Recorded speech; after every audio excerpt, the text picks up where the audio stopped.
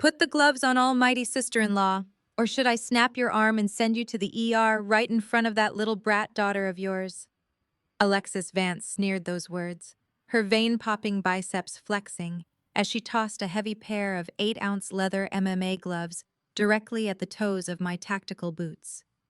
Behind her, her father-in-law, Victor Vance, let out a booming guttural laugh that vibrated through the humid Arizona air like an unmuffled diesel engine on a flat stretch of highway. "Teach this pathetic pencil pusher a lesson, Alexis," Victor roared, adjusting the gold Rolex on his thick, sun-baked wrist. "Show her that in Scottsdale my bank account is the only law that matters." I stood perfectly still on the manicured turf, my posture relaxed, my hands hanging loosely at my sides. I looked at my own extended family, the people who were eagerly trying to crush my daughter and me for the unforgivable crime of existing in their gilded shadow. Overseas strangers in desert camouflage had swallowed lead for me. Here, in a gated suburban cul-de-sac, my sister-in-law and her father-in-law were driving ceramic knives into my spine. They had no idea that cornering a special operations officer wasn't a display of wealthy dominance. It was an absolute unappealable death sentence for their arrogant little empire. I spent a decade in active war zones, Helmand Province Mosul forward operating bases, so deep inside hostile territory that Chinooks wouldn't even touch their tires to the dirt. They would just hover 15 feet up, kick the wooden pallets out the rear ramp, and bank hard into the sun before the RPG fire started taking off their tail rotors. I lived in places where the air tasted like burnt copper jet fuel and pulverized limestone, and where the only promise anyone ever kept was the promise to wrap you in a poncho and carry you home breathing if you took a hit. I earned my rank one combat deployment at a time, one near miss at a time, one Kevlar streak at a time, Major United States Army Special Operations Command Lead Security Assessor. My job wasn't just to shoot back. My job was to perceive threats, 3 moves before they materialized, to read human body language, the way a trauma surgeon reads a CAT scan, and to neutralize operational hazards with the absolute minimum amount of noise required. I was good at it. The best, according to the operators who had watched me work under heavy fire and still put my name at the top of their request sheets for the next deployment rotation. But when I finally retired to the quiet suburbs of Scottsdale, Arizona, I locked every single piece of that life away. My medals went into a heavy fireproof safe anchored to the concrete foundation of my basement closet, stacked beneath a folded tri-corner flag and a commendation letter signed by a 2-star general. My operational record was buried behind a classified SAP Special Access Program wall, so thick that even a federal circuit judge would need clearance from a congressional oversight committee just to see my personnel file. I told everyone, including my own family, that I was a low-level administrative support clerk for the Department of the Army, a GS-7 desk jockey, pushing requisitions and filing travel vouchers in a windowless basement office. That was the cover. I stripped away every visible trace of who I really was, because I had one final mission left that mattered more than any combat deployment, raising my 11-year-old daughter Maya in absolute unadulterated peace. Every morning followed a strict, comforting routine. I poured black coffee into a chipped ceramic mug featuring a faded army emblem, leaned back against my laminate kitchen counter, and watched Maya through the double-paned window. She would be out in the yard by 7:30, chasing the neighbor's golden retriever along the fence line, or building elaborate miniature fortresses out of sticks and river stones under the shadow of the bougainvillea bushes. Out of sheer, unerasable muscle memory, my eyes would scan the perimeter. I cataloged the fence posts, marked the blind spots behind the detached garage, and calculated the direct sightlines from the main road. I noted the exact distance from my front door to the curb. I timed how many seconds it took a delivery van to traverse the street from one end of the cul-de-sac to the other. Old habits, the kind you never truly switch off, not even in a quiet neighborhood where the biggest daily hazard is supposed to be a stray coyote digging through the recycling bins. That peace lasted precisely 4 months. The first indication of the storm arrived at 6 in the morning on a blistering Tuesday, a convoy of commercial moving vans rolling down our quiet street, led by a matte black Mercedes G-Wagon with aftermarket chrome trim and heavily tinted windows that reflected the morning sun like a flare. Victor Vance had purchased the massive 7-bedroom Mediterranean-style estate right next door to my modest 3-bedroom ranch house. The property line was separated by a simple 5-foot wooden cedar fence that I had built myself the previous summer, setting every post in quick dry concrete and measuring every plank twice. Within 48 hours, that wooden fence became the iron curtain between two completely irreconcilable universes. I watched from behind my kitchen curtain as they unloaded their opulence onto the concrete driveway, Italian leather sectional sofas wrapped in thick industrial plastic.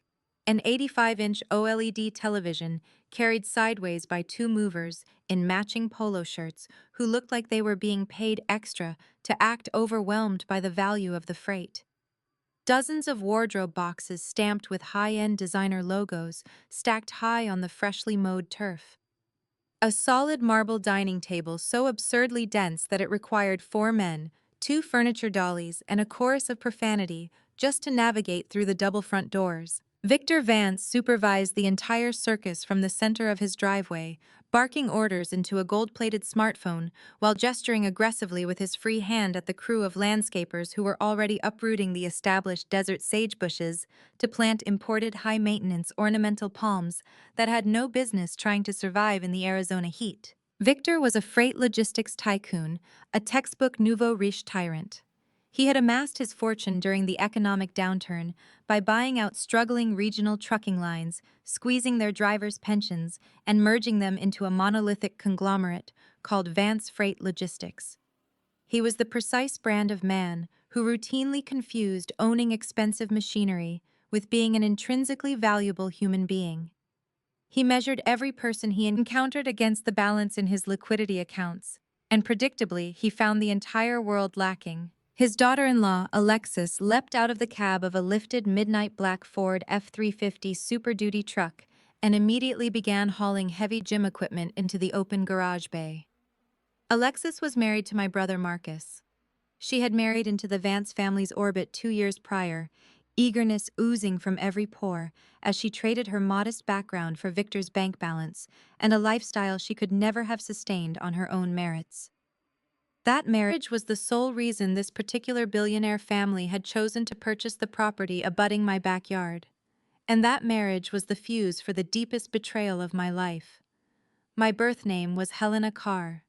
I had taken my ex-husband's surname Vance during a short quiet marriage that ended 4 years prior, and I had kept it afterward for Maya's sake since her father had walked out before she turned 2, and the name on her school records matched mine. The coincidence of sharing a surname with Victor's family was the kind of dark administrative irony that the universe occasionally delivers without apology. Alexis was 24 years old, a 6-foot-tall, steroid-drenched fitness influencer and regional amateur MMA fighter stuffed into a neon sports bra and compression shorts that looked painted on.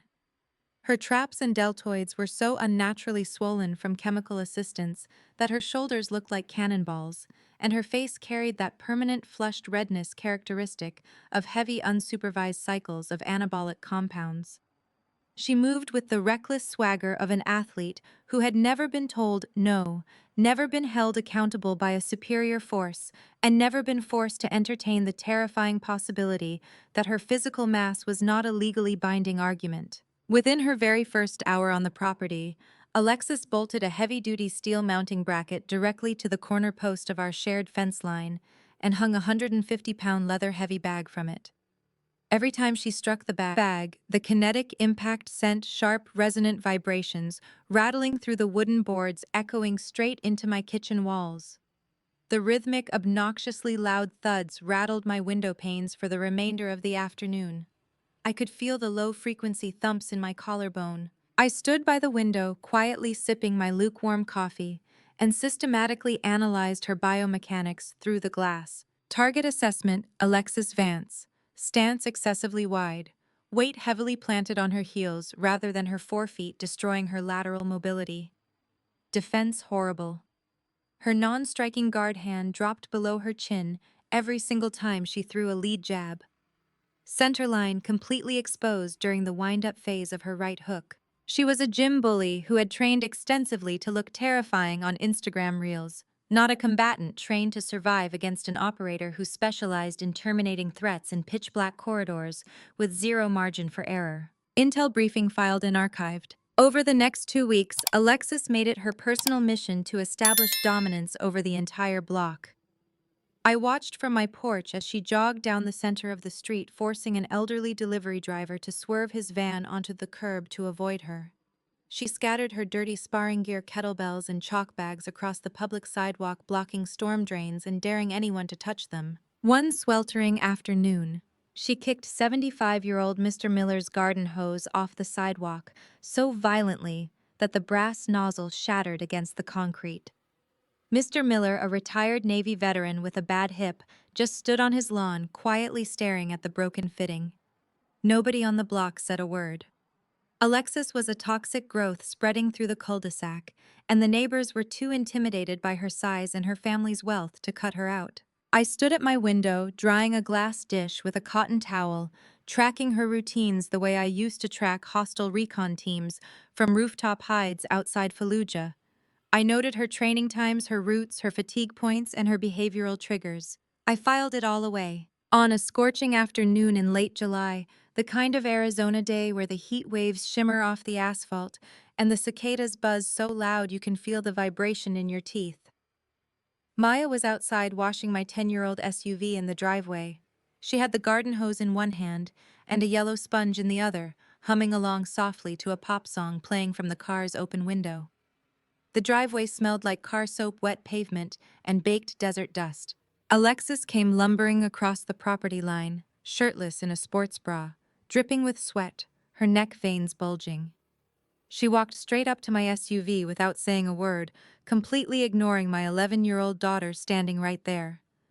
Alexis thrust her thick, muscular arm through the open driver's side window, grabbed the radio control knob, and twisted it with violent, uncalibrated force until the plastic assembly snapped off the dashboard. The sound was sharp and sudden, like a dry branch snapping in the woods. She tossed the broken plastic knob onto the wet driveway asphalt and glared down at my daughter. "Garbage music, turn it off next time, brat." Maya shrank backward against the rear door, dropping her sponge onto the wet concrete. Her eyes went wide and her chin began to tremble. She was too frightened to scream, too frozen to run, and too young to process why an adult woman 3 times her size would destroy her property purely because she had the power to do it. She just stood there, soap suds dripping down her small forearms, staring up at Alexis in absolute terror. I was inside the kitchen, exactly 6 paces from the back door. I heard the plastic snap. I saw my daughter's face through the window. My internal threat assessment system went from condition green to condition red in less than a heartbeat. My jaw set. My heart rate held flat at 60 beats per minute. I set down the glass I was drying, opened the door, and walked down the driveway. My hands hung naturally loose at my sides. My weight shifted forward onto the balls of my feet. My shoulders dropped a 1/4 inch. My spine aligned. My body transitioned into a combat-ready posture so subtle that to an untrained civilian, it looked like an unhurried casual stroll. I stopped 4 feet from Alexis, close enough to strike, far enough to read her kinetic telegraphs. I locked my eyes directly onto the bridge of her nose, the exact spot where peripheral vision collapses and a human being feels the full, unbroken weight of being hunted by someone who lacks fear. "Alexis," I said, my voice completely flat. "You just crossed a line. Do not touch my property or speak to my daughter again." No inflection, no anger, no negotiation. It was the tone I used to deliver tactical briefings in rooms where a single misspoken word got people killed. Alexis let out a loud, mocking snort. She puffed out her chest, pulling her shoulders back to use her height advantage to tower over me. She smelled like stale sweat, artificial tan spray, and pre-workout chemical stimulants. She looked down at me the way an apex predator looks at a piece of roadkill. "Or what, pencil pusher?" she smirked, stepping right up into my personal space. "Gonna file a complaint with your little DOD supervisor. You're a washed-up, low-wage nobody living in a dump. Watch your mouth before I break it." She smirked, turned her back on me, and strolled back toward her side of the fence with a heavy, arrogant sway. I did not pursue her. Protocol demanded I grant her a clear exit vector to de-escalate. You always give a target a door to walk through before you remove all the doors entirely. I pulled Maya into my arms and held her tight against my chest until her trembling stopped. Over her small shoulder, I watched Alexis jump the low wooden fence, tossing the broken radio piece into the air like a trophy. I pressed my lips against the top of Maya's head, my eyes locked on the cedar boards. Target locked. Alexis Vance was now officially on my active engagement matrix. August arrived like a blast furnace, bringing triple-digit Scottsdale heat and an insufferable wave of psychological warfare from next door. Victor Vance threw a massive catered backyard bash to celebrate Alexis winning a cheap gilded plastic trophy at a regional semi-contact amateur tournament. The division had only 4 fighters, 2 of whom withdrew before the semifinals, but that didn't stop Victor from renting a commercial-grade sound system that rattled every window pane on our block. The low-end bass thundered through my living room walls so hard that Maya's glass of apple juice vibrated across the dining table. On my side of the cedar fence, Maya had 3 of her middle school classmates over for an afternoon study group. They were sitting at the wooden picnic table under the shade of our patio umbrella, textbooks and colored highlighters spread out quietly working through their summer reading list. They were 11 years old, focused, and doing nothing more than enjoying a quiet summer afternoon in what was supposed to be a safe neighborhood. Alexis spotted them through a gap in the fence slats and decided she needed an audience. She dragged her leather Muay Thai pads, kettlebells, and heavy bag right up to the property line. For the next hour, she launched into a series of hyper-aggressive shadowboxing routines, grunting loudly with every strike, making sure the young girls heard every wet slap of her shin guards and every explosive exhale. She threw spinning back kicks that sliced through the air inches above the top of my fence line, intentionally snapping the upper branches of my prized purple lilac bushes, the ones I had planted the week I brought Maya home from the hospital, the ones that bloomed every spring and filled our yard with a sweet, comforting fragrance. Each broken branch hit the grass with a sharp, wet crack. Between sets, Alexis leaned against the wooden posts, wiping sweat from her neck, throwing long, predatory stares at the young girls while whistling low under her breath. My phone buzzed on the kitchen counter. It was a text from Maya sitting 30 feet away at the picnic table. 3 words, "Mom, she's scaring us." I stepped out the back door. I didn't slam it. I walked toward the fence with the exact same measured, unhurried pace I used when navigating active minefields where speed meant panic and panic got people killed. I stopped 2 inches from the property line. "Take your circus somewhere else, Alexis," I said. My voice was a razor wrapped in velvet quiet flat, but with the cold steel edge fully exposed. "You're bothering the children." Her ego detonated instantly. Being called out in front of 4 young girls was more than her fragile steroid-fueled self-image could handle. Her face turned from flushed red to a deep, blotchy purple. She rounded the fence line in 3 heavy, explosive strides, closing the distance so fast I could smell the synthetic berry pre-workout on her breath. "You don't give me orders, you pathetic clerk!" she screamed, her right hand shooting forward like a strike. She grabbed a fistful of my t-shirt collar, yanking me forward hard enough to lift my heels off the grass. "I could snap your neck right here and nobody would do a damn thing." Muscle memory overrode a decade of civilian conditioning in less than 1/100th of a second. I didn't pull back. I pivoted my hips 30 degrees counterclockwise to kill her forward kinetic vector and collapse the angle of her outstretched arm. My left hand shot up, locking around her wrist like a steel vise, rotating her radius and ulna outward to hyperextend the tendons across the back of her hand. Simultaneously, my right thumb drove directly into the median nerve cluster on the inside of her forearm, that specific bundle of nerve fibers sitting just below the muscle belly that controls the involuntary grip reflex. With a swift upward pop of my palm, I drove her elbow joint past its natural anatomical extension point.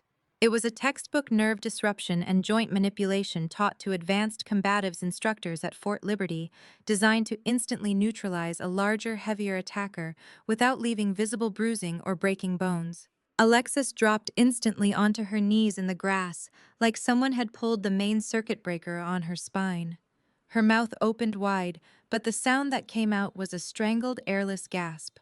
Her entire right arm spasmed violently, her fingers curling involuntarily into a twitching claw. I released the joint lock, immediately took 2 quick steps backward, planted my feet wide, and slapped a look of wide-eyed, clumsy panic across my face. "Oh my God! Careful, Alexis!" I yelled, my voice loud enough to carry across to her father-in-law's party and reach the girls at the picnic table. "Did you trip on a tree root? Are you okay?" Because my body had perfectly blocked the line of sight from the fence, and because I had positioned myself directly between Alexis and the witnesses to the young girls at the table, it looked like she had simply charged forward and face-planted into the lawn. They stared in confusion for a moment, then one of them giggled softly, and they went back to their textbooks. Alexis crawled away on her hands and knees, her right arm tucked tightly against her ribs like a broken wing, her face burning with a humiliation so intense it reached the tips of her ears. She dragged herself across the grass and disappeared behind Victor's ornamental palms. I watched her go, crossed my arms, and walked back inside. Exactly 1 hour later, the brass hinges on my front door rattled violently under a barrage of heavy fists. The impact was so severe that the deadbolt shook in its housing, and the framed photograph of Maya's kindergarten class jumped sideways on the entryway wall. I took a slow breath, set my jaw, and opened the door. Victor Vance filled the entire doorframe, his face the color of raw brisket, his quay ham grinding so hard I could hear the enamel clicking. Beside him stood Alexis, cradling her spasming right arm like a wounded animal, her lower lip pushed out in an embarrassed pout, and standing right behind both of them, arms crossed, chin tilted upward with practiced indifference, was my brother Marcus. Marcus, my own blood. The boy I used to make pancakes for when our parents worked double shifts. The brother whose scrapes I patched up was standing shoulder to shoulder with the people threatening my home. He looked at me, not with concern, but with cold, patronizing disgust. "You dare lay your hands on my daughter-in-law, Helena!" Victor screamed, a fine spray of saliva hitting the wooden doorframe. "She says you used some dirty military trick to slam her into the dirt." I maintained my stance in the threshold, loose-centered hands clearly visible. "Check your perimeter cameras, Victor." Alexis charged onto my property, lost her footing, and fell. "I didn't lay a finger on her." "You're a damn liar." Victor jabbed a thick cigar-stained finger inches from my nose. "Listen to me, you low-wage nobody. I have more money in my spending account than you'll see in 3 lifetimes. I have lawyers on retainer that will take this house, take your savings, and leave you and your kids sleeping in your rusty SUV." I let his words hang in the hot desert air. I didn't blink. Then I looked past Victor, past Alexis, and locked my eyes directly onto Marcus. "Marcus," I said quietly, giving him one final chance. "Are you really standing there letting these people threaten your sister and your niece?" Marcus rolled his eyes, letting out a heavy theatrical sigh. "Oh, stop playing the victim, Helena. You've been bitter ever since Alexis and Victor bought this place. If you worked a little harder instead of hiding behind a pathetic government desk job, maybe you wouldn't be so jealous of people who actually made something of themselves." Something deep inside my chest turned to cold gray ash. Not anger, not shock, just the quiet, permanent death of family loyalty. My own brother had chosen heated marble floors and borrowed luxury over his own blood. Target updated, Marcus Vance added to secondary threat list. "Get off my porch," I said softly. Before Victor could scream another threat, I stepped back, grabbed the edge of the solid oak door, and slammed it shut. The heavy deadbolt clicked into place like the bolt of a sniper rifle sliding into the chamber. Labor Day arrived with shimmering 100-degree heat and the annual neighborhood block party at the end of the cul-de-sac. Mr. Miller had set up his ancient rusted charcoal smoker, filling the air with the rich scent of mesquite and seared brisket.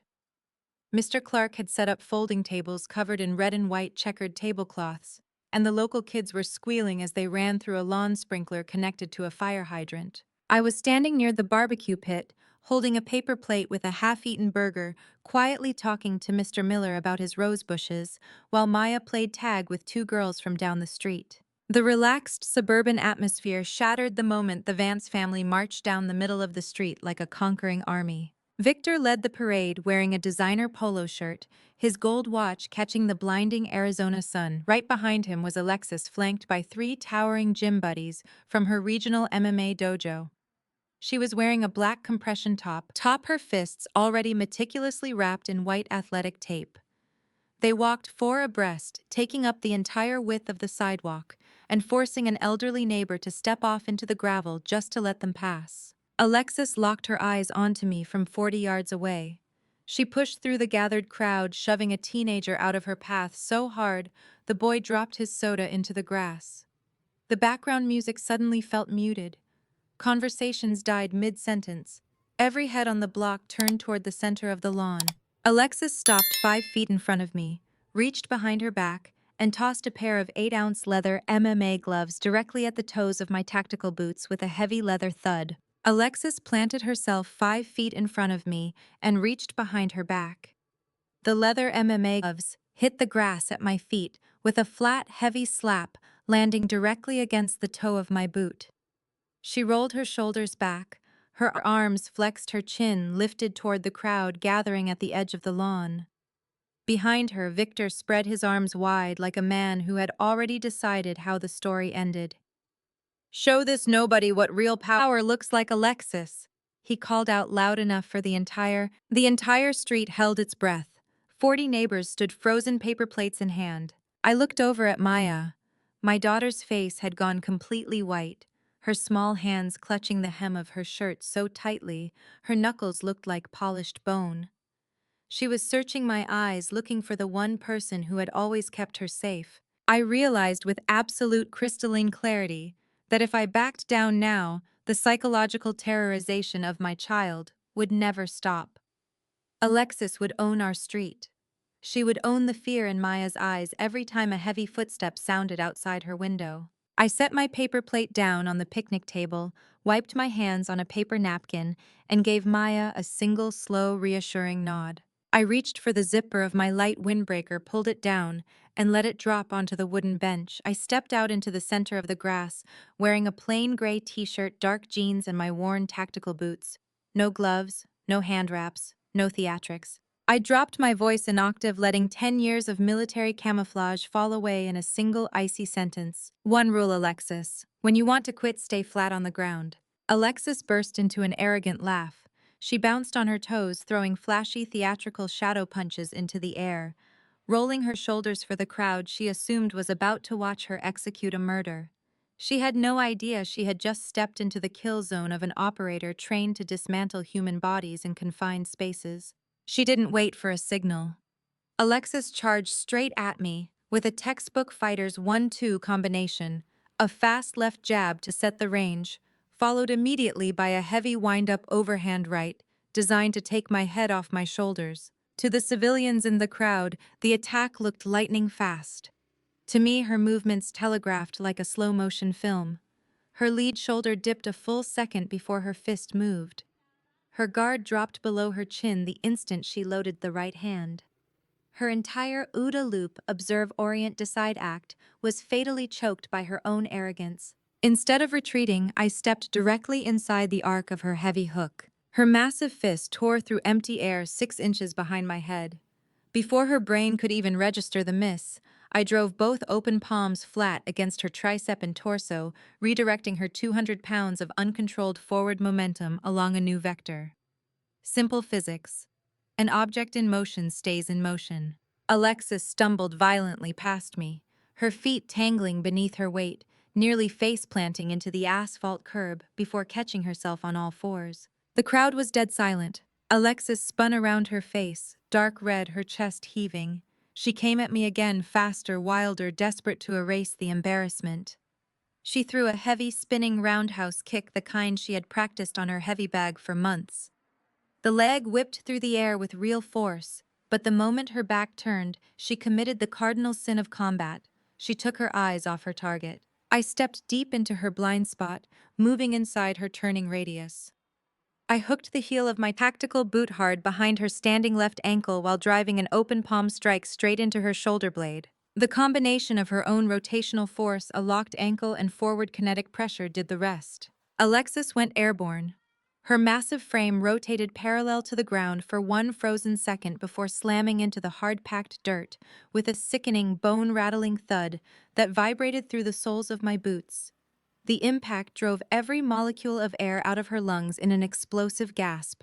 Before she could draw a single breath into her paralyzed chest, I was on her. I dropped my weight onto her torso, slid my forearm across the back of her neck, and pinned her face down into the dirt, folding her arm behind her spine in a wrist lock that threatened to strip the shoulder from its socket with an extra millimeter of pressure. "Tap the ground, Alexis," I whispered directly into her ear, my voice devoid of anger, carried only by cold mechanical certainty. "Show your father-in-law what a loser looks like." 5 seconds of desperate, suffocating struggle. Her free hand clawed at the grass, ripping up dirt. Her face turned from purple to a deep, oxygen-deprived blue. Then her trembling hand rose 6 inches off the grass and tapped the earth 3 times. I released the lock instantly and stood up.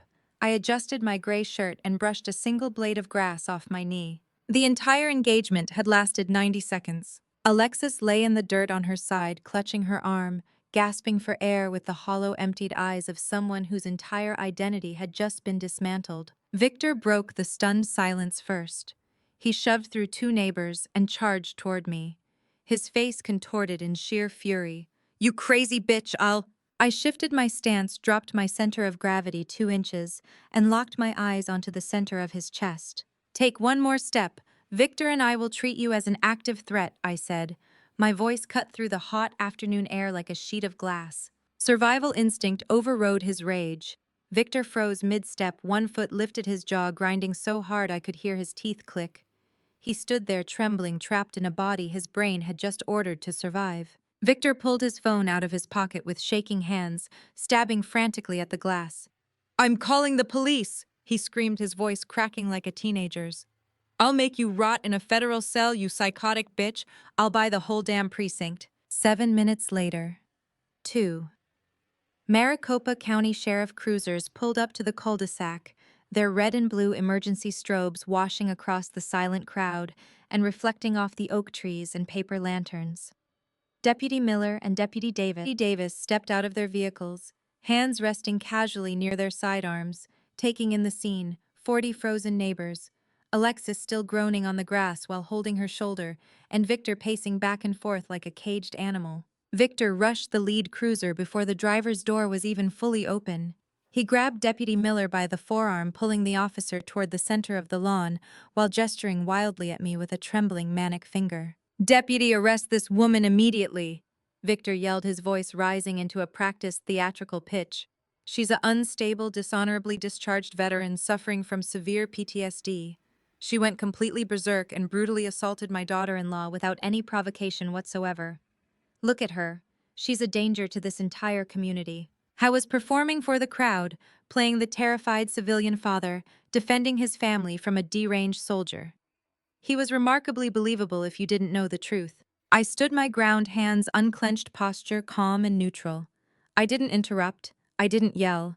I gave the deputies zero reason to view me as a physical threat. Before Deputy Miller could even ask for my identification, Mr. Clark stepped out from the front row of neighbors. The 72-year-old retired electrician walked with a slow, deliberate limp straight up to the officers, looking Deputy Miller dead in the eye. "That man is telling a blatant, bald-faced lie," Mr. Clark said, his voice steady and echoing across the quiet lawn. "His daughter-in-law marched down this street, wrapped her hands like a professional fighter, threw those MMA gloves at Helena's boots, and threatened to break her arm in front of her little girl. Every single person standing on this grass saw it happen." Beside Mr. Clark, 16-year-old Tyler stepped forward, holding up his smartphone. The screen was spider-webbed across the bottom, but the video playing on it was crisp 40K resolution with full crystal-clear audio. Tyler hit play. The video captured Alexis's exact words. "Put the gloves on, almighty sister-in-law, or should I snap your arm and send you to the ER right in front of that little brat daughter of yours?" It showed her charging Helena, swinging the first wild right hook, throwing the spinning kick, and then face-planting into the dirt before tapping out 3 times on the grass. Deputy Miller took the phone, watched the entire 90-second recording twice without moving a muscle, and handed it back to Tyler. He turned slowly toward Victor, his expression shifting from routine procedure to deep professional irritation. "Mr. Vance," Deputy Miller said, his tone icy, "if I put handcuffs on anyone today, it's going to be your daughter-in-law for misdemeanor assault and disturbing the peace. You have 2 choices right now. You drag her back to your house and shut your mouth, or I cite both of you for witness intimidation and filing a false police report. Am I making myself clear?" Victor's jaw dropped. His face cycled through 3 distinct shades of crimson. He stood paralyzed for 5 full seconds, processing the crushing reality that his net worth couldn't rewrite what 40 witnesses and a high-definition video had just established. He grabbed Alexis by her good arm, yanking her up from the dirt so hard she winced and began dragging her toward his property line. But at the edge of my driveway, Victor stopped. He turned back, pointed his finger directly at my face, and lowered his voice to a dark, rasping snarl. "This isn't over, Helena," he spat, his eyes burning with pure hatred. "I will find out exactly where you work in the Department of Defense. I will call your superiors, I will pull every political string I own, and I will destroy your military pension and your career. You won't have a nickel left to feed that kid." I crossed my arms over my chest and watched him drag his humiliated daughter-in-law down the sidewalk. I didn't flinch. I didn't answer. I simply stood on the grass and welcomed his final fatal operational error. Victor Vance was a man accustomed to getting his way through financial attrition. Within 72 hours of the Labor Day incident, he hired a private investigator out of Phoenix, a semi-retired former detective who specialized in corporate background checks and asset tracking. Victor handed him $5,000 in cash and ordered him to dig up every piece of dirt available on my employment at the Department of Defense. The investigator ran my name through every commercial database, state agency index, and public records scraper in the United States. He hit a concrete wall within 20 minutes. Because my operational history was classified under a special access program, my public Department of Defense personnel record was a sterile, ironclad ghost file. It listed me as a GS-7 administrative support clerk, assigned to a regional logistics office in Virginia, earning $52,000 a year. No photographs, no unit designations, no deployment logs, no combat ribbons. Everything above that basic pay grade was locked behind a top-secret clearance firewall, requiring congressional oversight authority to breach. The investigator typed up a brief 2-page report, billed Victor for 8 hours of useless work, and delivered the conclusion Victor wanted to hear: Helena Vance was nobody, a low-wage paper pusher who could be crushed with a single phone call. Victor believed he held an unassailable trump card. His company, Vance Freight Logistics, was currently in the final evaluation phase for a $40 million federal military transport contract, a massive decade-long procurement deal to handle heavy equipment shipping and supply chain support for armored vehicles across the Southwest region. Securing that contract would triple his company's profit margins and guarantee government revenue for the next 10 years. Victor believed $40 million bought immunity. He believed it bought leverage over military brass the same way it bought foreign luxury cars and marble countertops. Using his network of political fundraising contacts, Victor secured a direct line to the office of General William Brooks, a 3-star general serving as the Director of Federal Procurement for the Department of Defense. On Tuesday morning at 9 o'clock, Victor sat in his leather office chair, put his phone on speaker, and placed the call. He introduced himself as a major defense contractor, expressed his deep concern over the mental stability of Army personnel, and described me as an unhinged, violent clerk who had brutally assaulted his family. He demanded my immediate termination and a dishonorable discharge. Then Victor played his ultimate hand. He explicitly threatened to pull Vance Freight Logistics' bid from the $40 million transport contract if the Department of Defense did not fire me by the end of the week. What Victor's investigator could not have known, what no commercial database would ever surface, was that my retirement had been administrative in classification only. My security clearance remained fully active. My name still sat on the primary compliance and risk assessment file for 3 live federal procurement evaluations currently in final review, one of which had entered its closing phase the previous month. I was still very much in the system. The system still very much knew where I lived. Exactly 10 minutes after Victor hung up the phone, the secure encrypted satellite phone sitting in my kitchen drawer began to chime. The ringtone was distinct, a sharp double-pulse chime reserved exclusively for high-priority calls, originating from cleared lines inside the Pentagon. I was standing by my kitchen sink, pouring a cup of black coffee. I set the pot down, dried my hands on a towel, and answered. "Helena," General Brooks's deep, gravelly voice echoed through the speaker.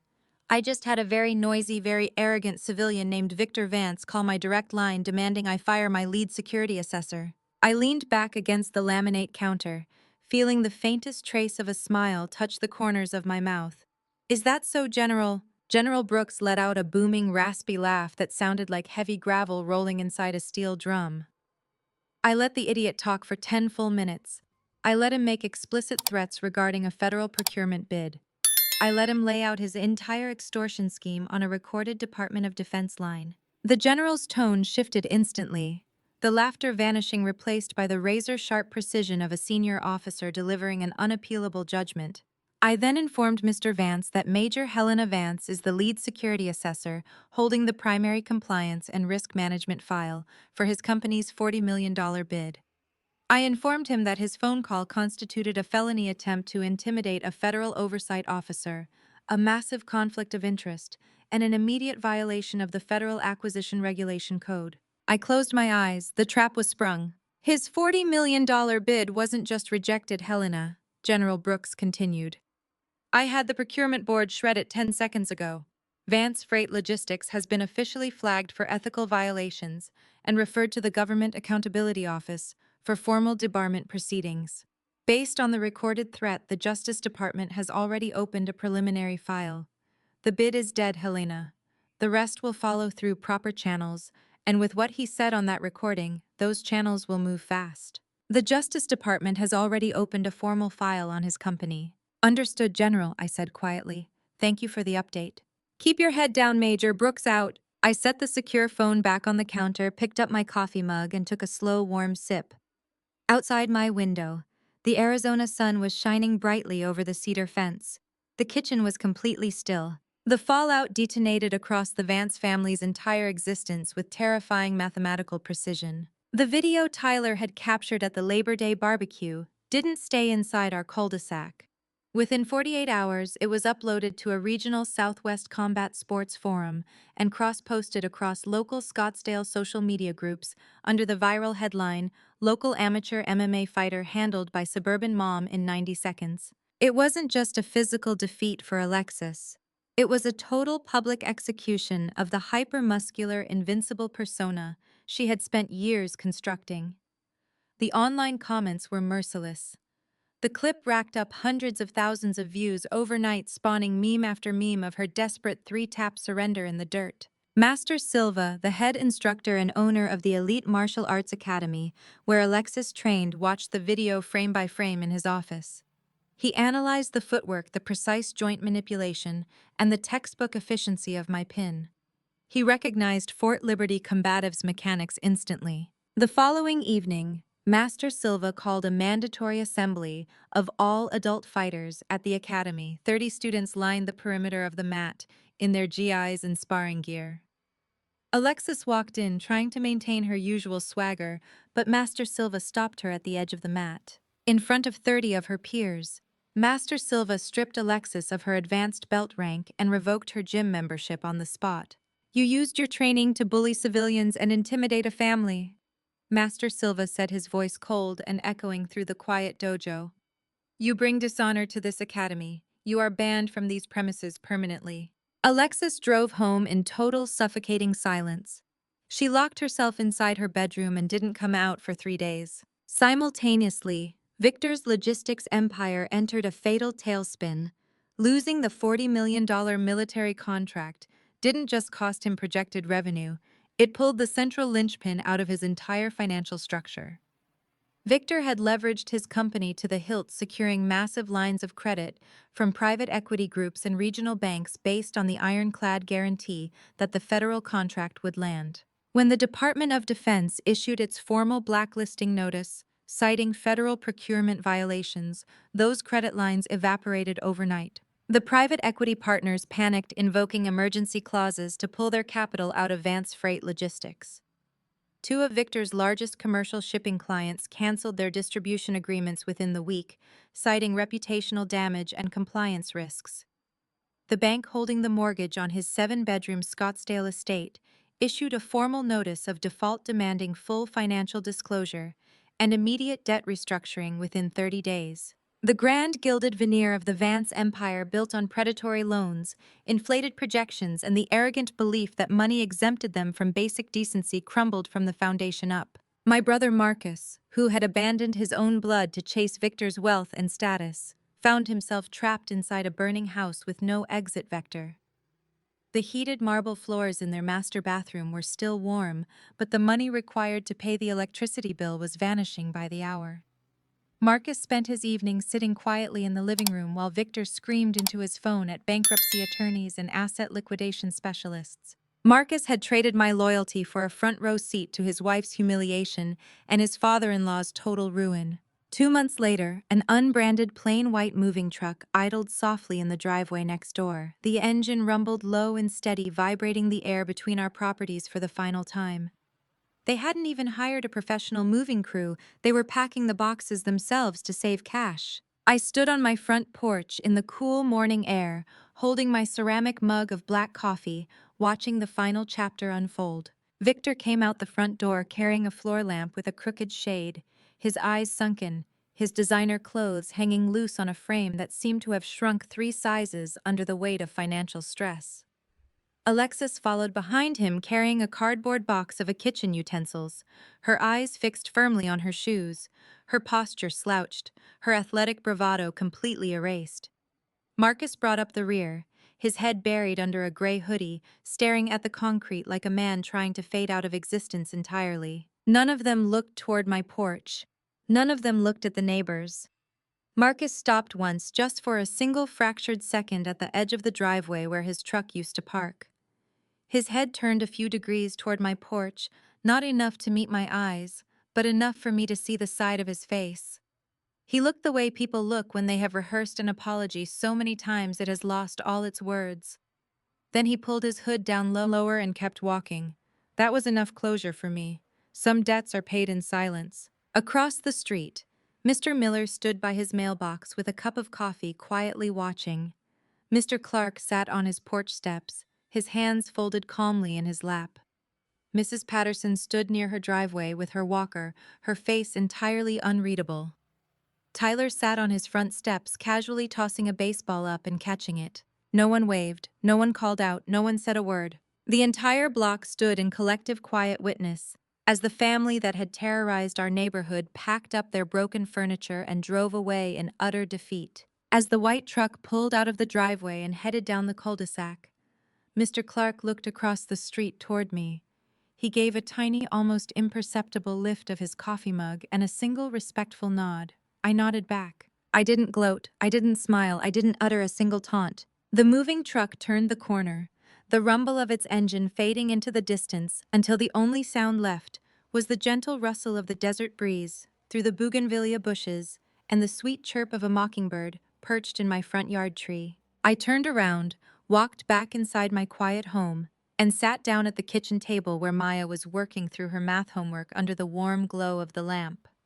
She was frowning softly at a fraction problem, her bare feet swinging gently above the floorboards. I pulled the notebook toward me, picked up a pencil, and showed her how to find the common denominator. The pencil scratched softly against the paper. The house was peaceful. Outside, the 5-foot cedar fence stood exactly where I had built it, undamaged, unmoved, marking the quiet, unbroken border of a life that belonged entirely to us. My journey and the story of the Vance family serve as a profound reminder of the true nature of strength and respect in life. Real strength never comes from physical size, loud threats, or the balance in a bank account. Those who use money and an illusion of power to bully others are merely masking their own inner weakness and fear. When you mistake someone's humility and silence for weakness, you pave the way for your own downfall. Peace is never a coincidence. It is the product of disciplined patience and the courage to protect what is most sacred. In the face of aggression, unwavering resolve and quiet composure remain the sharpest weapons. Always remember, those with true strength never feel the need to show off. They use their power only to shelter the ones they love, uphold what is right, and let time deliver justice to everyone.